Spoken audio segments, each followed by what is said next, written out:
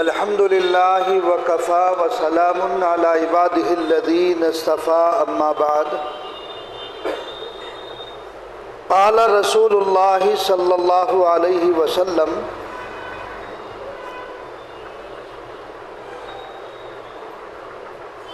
یقول اللہ عز وجل انا عند ظن عبدی بی فلیظن بی ما شاء او کما قال علیہ الصلاۃ والسلام وقال رسول اللہ صلی اللہ علیہ وسلم لا یلج النار رجل بکا من خشیۃ اللہ حتی یعود اللبن فی الضرع او کما قال علیہ الصلاۃ والسلام۔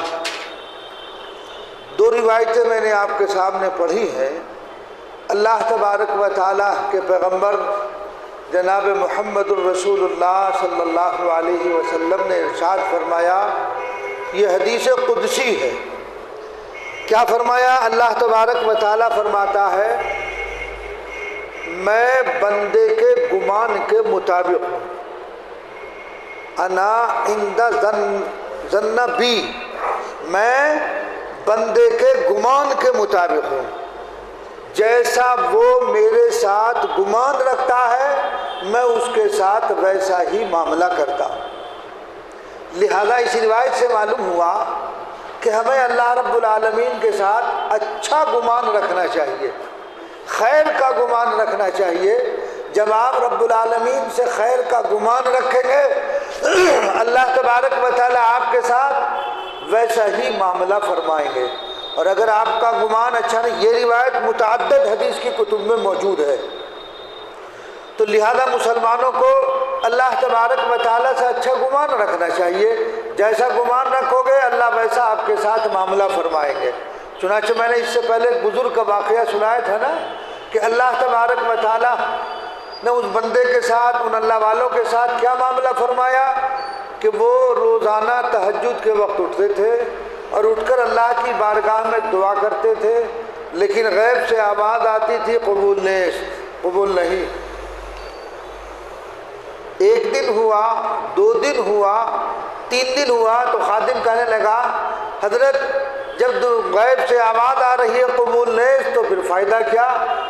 تو چونکہ ظاہر بات ہے کہ وہ اللہ والے ہیں، اللہ کے ساتھ جو گمان ان کا ہو سکتا ہے وہ کسی اور کا نہیں ہو سکتا۔ انہوں نے کہا کہ رب العالمین کے علاوہ کون ہے جو ہماری باتوں کو سنتا ہے اور ہماری ضرورتوں کو پورا کرتا ہے؟ اس کے علاوہ کوئی اور ذات ایسی نہیں ہے جو ہماری باتوں کو سنے اور ہماری ضروریات کو پورا کرے، وہی ہے۔ ہمارا کام تو مانگنا ہے، وہ دے نہ دے یہ اس کا کام ہے، ہمیں اپنی ڈیوٹی سے پیچھے نہیں ہٹنا چاہیے۔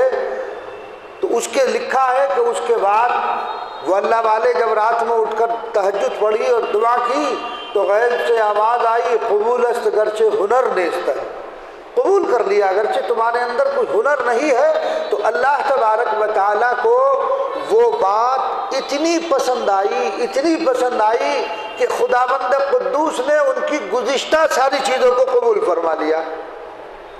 ایک حدیث میں آتا ہے اللہ کے رسول صلی اللہ علیہ وسلم نے ارشاد فرمایا کہ انسان اللہ کی بارگاہ میں اپنے گناہوں کی مغفرت مانگتا ہے، اے اللہ میرے گناہوں کو معاف فرما دے، تو خداوند قدوس فرشتوں سے فرماتے ہیں اے فرشتوں دیکھو یہ میرا بندہ سمجھتا ہے، جانتا ہے کہ کوئی رب ہے جو گناہوں کو معاف کرنے والا ہے، جو میری سننے والا ہے، تبھی تو یہ مجھ سے مانگ رہا ہے، یہ مجھ سے ڈر رہا ہے۔ تو معلوم ہوا کہ بندہ رب کے متعلق جیسا گمان رکھے گا، چونکہ اس کا گمان یہ ہے کہ میری تمام خطاؤں کو معاف کرنے والا خود کوئی رب ہے، تبھی تو رب فرما رہے ہیں کہ میرے بندوں کو دیکھو مجھ سے اپنے گناہوں کی معافی چاہ رہا ہے۔ تو اس کا مطلب یہ ہے کہ اس کے دل میں ڈر ہے کہ میرا کوئی رب ہے، کوئی میری پرورش کرنے والا، میرا پالنہار، میرے گناہوں کی مغفرت کرنے والا، میری ضرورتوں کا خیال رکھنے والا کوئی ہے، تبھی تو مجھ سے مانگ رہا۔ تو اللہ تبارک و تعالیٰ فرماتے ہیں اے میرے فرشتوں تم گواہ رہو میں نے اس کی مغفرت کر دی۔ تو اللہ تبارک و تعالیٰ کے ساتھ جیسا آپ گمان رکھیں گے خداوند قدوس جو ہے ویسا ہی اس بندے کے ساتھ معاملہ فرمائیں گے۔ اور دوسری روایت جو ہم نے پڑھی ہے، نبی کریم صلی اللہ علیہ وسلم نے ارشاد فرمایا لا یلج النار، آگ میں داخل نہیں ہوگا کوئی انسان، لا یلج النار رجل بکا من خشیت اللہ، وہ انسان جہنم میں داخل نہیں ہوگا جو اللہ کے خوف سے ڈرتا ہو، روتا ہو، جو اللہ کے خوف سے روتا ہو، وہ انسان جہنم میں داخل نہیں ہو سکتا۔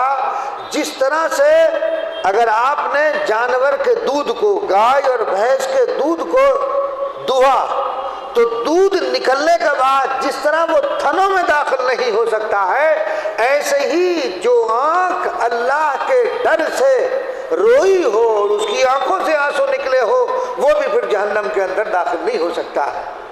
تو اس لیے ہمیں چاہیے کہ ہم اللہ تبارک و تعالیٰ کے سامنے روئیں، اور ظاہر بات ہے کہ اللہ تبارک و تعالیٰ کو اس بندے پر بڑا پیار آتا ہے جو بندہ رب کی بارگاہ میں اپنی آنکھ سے آنسو نکال دیتا ہے، اور اپنے بالخصوص اپنی پیشانی کو جب وہ زمین پر رکھتا ہے تو رب کو ایسے بندے پر بڑا پیار آتا ہے کہ میرا بندہ یہ سمجھتا ہے، یہ جانتا ہے کہ کوئی میرا رب ہے، کوئی میری تربیت کرنے والا ہے، کوئی میری پرورش کرنے والا ہے، کوئی میری حاجات کو سننے والا اور ان حاجات کو سن کر ان کو پورا کرنے والا ہے۔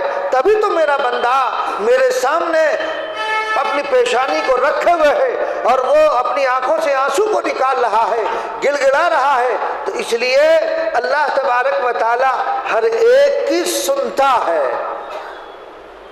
تو اس لیے ہمیں چاہیے کہ ہم رب کے سامنے گڑ گڑائیں، رب کے سامنے روئیں، خود کیونکہ اللہ تبارک و تعالیٰ کو وہ حالت بڑی محبوب اور پسندیدہ ہے۔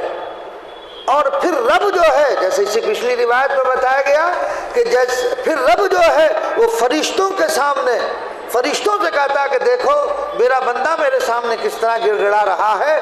تو اللہ تبارک و تعالی ہی ہماری ضرورتوں کو پورا کرنے والا ہے۔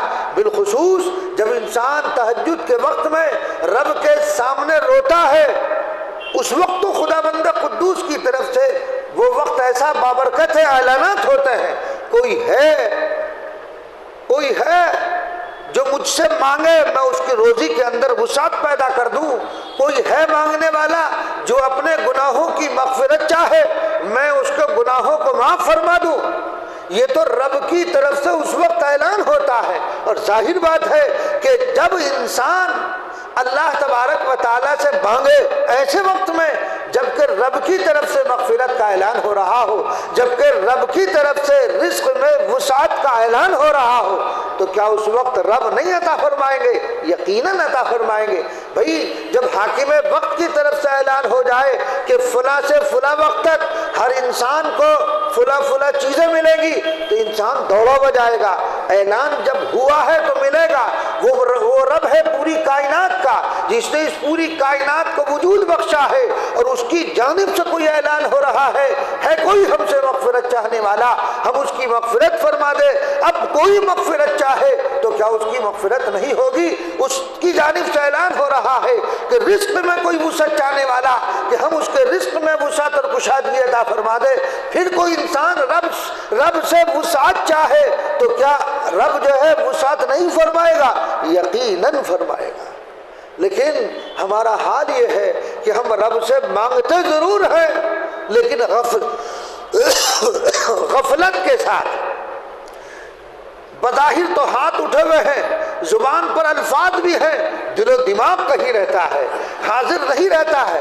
ہم دل کی حضوری کے ساتھ دل و دماغ حاضر رہ کر رب کی بارگاہ میں ہم دعا نہیں کرتے ہیں، مانگتے نہیں ہیں۔ اگر ہم دل و دماغ کی حضوری کے ساتھ مانگے تو اللہ تبارک و تعالیٰ ضرور اپنے بندے کی بات کو سنتا ہے، اس کو قبول فرماتا ہے اور پھر عطا بھی فرماتا ہے۔ تو اس لیے دونوں روایتوں کا حاصل یہی ہے کہ انسان کا گمان جیسا رب العالمین کے ساتھ ہوگا خدا بند قدوس اس کے ساتھ ویسا ہی معاملہ فرماتے ہیں۔ ہمارے گمان اور یقین میں تزلزل ہوتا ہے، رب پر یقین مکمل نہیں ہوتا۔ ہم رب سے مانگتے بھی ہیں لیکن ہمارے یقین میں کمی اور کوتاہی ہوتی ہے۔ اس کے اندر جو انسان رب کے ساتھ گمان یقینی کے ساتھ نہیں، یعنی جیسا یقین اللہ تبارک و تعالیٰ پر ہونا چاہیے، جیسی امید اللہ سے رکھنی چاہیے، ویسی امید ہم نہیں رکھتے ہیں، اسی لیے کام بھی نہیں بنتا ہے۔ ایک واقعہ لکھا ہے، آپ نے بھی پڑھا ہوگا، میں نے مواعظ کی کتابوں میں پڑھا ہے کہ ایک واعظ جو ہے واعظ کر رہے تھے کہ بسم اللہ پڑھ کر انسان اللہ پر یقین رکھتے ہوئے کوئی بھی کام کرنا چاہے تو ہو جائے گا۔ تو ایک بیچارہ ایک دیہات کا رہنے والا وہ دریا پار کر کے آیا کرتا تھا۔ اب یہ واقعہ کیسا ہے کیسا نہیں اس کی تحقیق تو ابھی کی نہیں گئی ہے، لیکن ایک واعظ کی کتاب میں نے پڑھا ہے۔ تو وہ روزانہ شہر چونکہ اس کو گاؤں سے آنا پڑتا تھا اور بیچ میں ایک دریا پڑتا تھا، ایک ندی پڑتی تھی، تو اب اس نے کہا کہ بھئی یہ تو بڑا سستا نسخہ ہاتھ لگ گیا۔ اس نے بسم اللہ پڑھی اور دریا پار کر گیا، ندی پار کر گیا، تو آسانی کے ساتھ وہ اس ندی کو پار کر جاتا تھا۔ وہ اسی طرح سلسلہ چلتا رہا۔ ایک روز ایسا ہوا کہ وہ واعظ صاحب جو تھے اس شخص نے ان واعظ صاحب کی دعوت کی کہ حضور آپ نے مجھے بڑا اچھا نسخہ بتایا تھا اور اس سے مجھے بڑا فائدہ ہو رہا ہے اور میں آپ کی دعوت کرنے کے لیے آیا ہوں، آپ میری دعوت کو منظور فرما لیجئے۔ کہنے لگے ٹھیک ہے بھائی۔ اب صاحب وہ گاؤں والا دیہاتی آدمی وہ لے کر کے چلا اور جب ندی کے قریب پہنچا وہ تو پار ہو گیا، اس میں بسم اللہ پڑھی اور وہ پار ہو گیا۔ یہ مولانا صاحب کھڑے ہوئے ہیں واعظ صاحب، وہ کہہ رہے کہ بھائی کوئی کشتی تو لے کر آؤ، کوئی کشتی لاؤ جس کی وجہ سے میں پار ہو جاؤں، میں پار نہیں ہو سکتا ہوں اس طرح۔ کہنے لگے حضور آپ ہی نے فارمولہ مجھے بتایا تھا، میں نے اس کو پڑھا اور میں تو پار ہو گیا۔ تو بات اس پر یہ لکھی تھی کہ انسان جس یقین کے ساتھ، جس دل کی گہرائیوں کے ساتھ جیسا اللہ تبارک و تعالیٰ سے گمان رکھتے ہوئے جو کام کرتا ہے، اللہ تبارک و تعالیٰ اس کو اس کام کو کر دیتے ہیں۔ تو اس کا وہ یقین اس درجے کا حاصل نہ ہوا، وہ صرف زبان کی حد تک رہا، اس کی عملی زندگی تک وہ نہیں آیا۔ تو ہم لوگ اپنی زبانوں سے بات کہتے تو ہیں، ہم لوگ بات تو کر دیتے ہیں، لیکن اس بات کی حقیقت ہماری دل کی گہرائیوں میں اتری ہوئی نہیں ہے، اور جب تک وہ بات دل کی گہرائی میں اتر نہ جائے تب تک کام بننے والا نہیں ہے۔ تو جیسا گمان تم اللہ سے رکھو گے ویسا ہی معاملہ اللہ تبارک و تعالیٰ تمہارے ساتھ فرمائیں گے۔ حضرت شیخ عبد القادر رائے پوری رحمۃ اللہ علیہ نے بڑی گہری بات کہی۔ حضرت نے فرمایا اگر یہ علماء جنگل میں اللہ پر بھروسہ کر کے بیٹھ جائیں، اللہ انہیں روزی وہی پہنچا دے گا، رزق وہی پہنچا دے گا۔ ارے یقین تو کر اس ذات پر، ہمارے یقین ہی میں ڈھلمل ہے، ہمارے یقین ہی کے اندر پختگی نہیں ہے۔ حلیت الاولیاء میں علامہ اصفہانی رحمۃ اللہ علیہ نے ایک عجیب و غریب واقعہ لکھا کہ دو نوجوان لبنان کی پہاڑیوں میں جا رہے تھے اور گم ہو گئے، راستہ بہک گئے، ایک دوسرے سے بچھڑ گئے۔ جب وہ جا رہے تھے تو انہوں نے سوچا یہ جنگل ہے، یہاں مختلف قسم کے درندے اور چرندے اور پرندے رہتے ہیں، کہیں ایسا نہ کوئی ہمیں کوئی پھاڑ کھا لے۔ خیر وہ پریشان ہے، دونوں الگ الگ ہیں۔ تو اس کو ایک جگہ سے قرآن کی تلاوت کی آواز آتی ہے اور وہ اس آواز پر چلتا ہے، اور وہ چلتے چلتے ایک غار میں پہنچتا ہے۔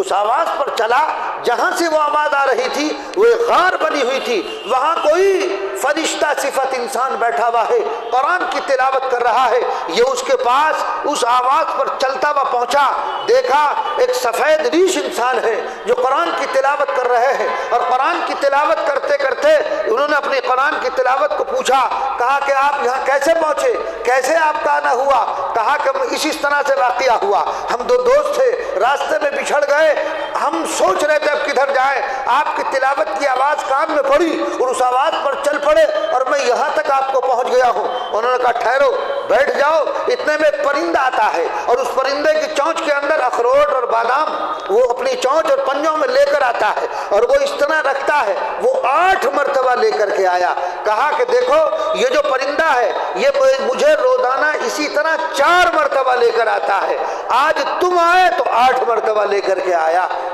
پھر اس کے بعد انہوں نے کہا کہ میں نے 30 سال کے بعد انسان کی زیارت کی ہے، 30 سال سے میں نے کسی انسان کو نہیں دیکھا ہے۔ اس نے کچھ اور پوچھنا چاہا، اس نے کہا بس ٹھہرو اور اپنا راستہ لو، یہاں سے چلے جاؤ۔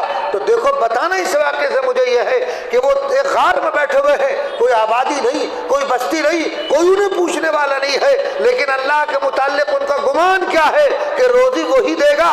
اللہ نے ایک جانور کو ان کے رزق لانے پر متعین کر دیا ہے، وہ ان کو روزی پہنچا رہا ہے۔ تو جیسا اللہ سے گمان رکھو گے ویسا اللہ تبارک و تعالیٰ تمہارے ساتھ معاملہ فرمائیں گے۔ اللہ تبارک و تعالیٰ مجھے بھی آپ